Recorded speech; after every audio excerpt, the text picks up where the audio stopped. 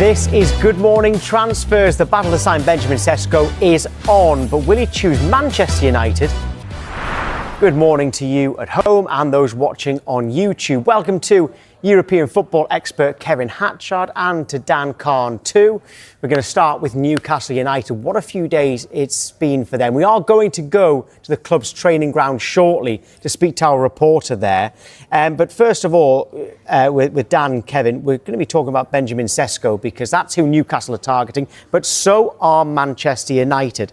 Right, Kevin, the demand for Sesko, why is there such a demand? And remember, Arsenal have wanted him in the past as well. Yeah, I think because he's got so much potential in terms of his physical gifts. He is unusual in the sense that he's very tall, but he has pace as well.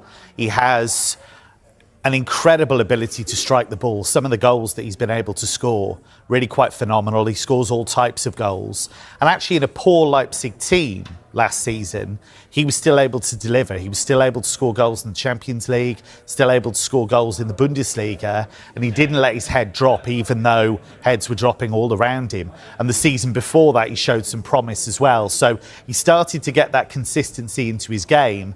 And I think it's the fact that he's got quite a high ceiling that's attracting clubs to him.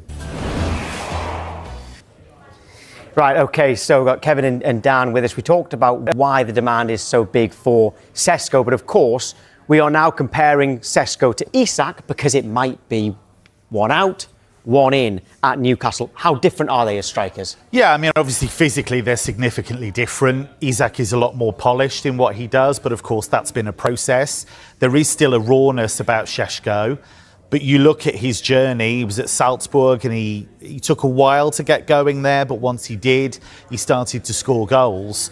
And I do think he's dynamic enough, I do think he's physical enough to deal with the Premier League. And what I like about him is that he's not scared to try things. There was a goal towards the back end of last season that I commentated on against Bayern, where the goalkeeper, Jonas Urbich, was a long way off his line.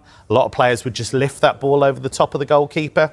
He went, now I'll just hit it with the outside of my boot. Yeah, we've just backed myself. Show that goal a lot, and rightly so, because it is. It's an unbelievable goal. It does stand out. And he strikes the ball beautifully. Decision making sometimes needs a bit of work, but he's 22. So I think clubs are looking at him and thinking he's got a high ceiling. But then, Kevin, I wanted to ask you how, maybe right now, as you mentioned, comparing him to Isak is very different compared to when Isak first joined from Real Sociedad. So when Isak joined Newcastle initially, he felt a little raw in terms of his finishing. So where would you compare Sesko's development to maybe where Isak started when he first came to Newcastle? Yeah, I think that's fair, actually, because the leap that Isak has made was not guaranteed. And there have been a lot of Premier League clubs that had looked at him and nobody pulled the trigger until Newcastle made that move. And that was always the question, could he translate what he'd done in La Liga to the Premier League? And he's been able to do that. It was interesting, there were a lot of comparisons between Sesko and Gyökeres with Arsenal because Arsenal have been very interested in him for quite some time and then pivoted to Gyökeres.